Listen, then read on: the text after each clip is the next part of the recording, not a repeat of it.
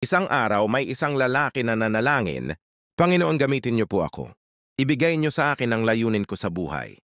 Kinagabihan, sa gitna ng katahimikan narinig niya ang isang tinig, "Itulak mo ang batong nasa harap ng iyong bahay." Kinabukasan, pagmulat ng kanyang mata, nakita niya nga ang isang malaking bato sa tapat ng kanyang pintuan. Sinunod niya ang tinig. Tinulak niya ito ng buong lakas. Araw-araw, yun ang kanyang ginagawa.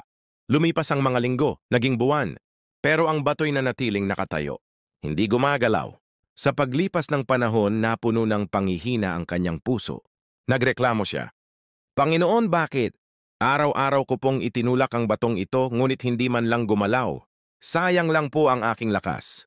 Muli narinig niya ang tinig, "Hindi ko sinabing igalaw mo ang bato. Sinabi kong itulak mo ito. Hindi ba't ngayon ang iyong mga braso ay mas malakas? Ang iyong paninindigan ay mas matatag, at ang iyong pananampalataya ay mas buo. Hindi ang paggalaw ng bato ang sinabi ko, kundi ang pagbabago sa iyo. At ako ang bahala gumalaw dyan."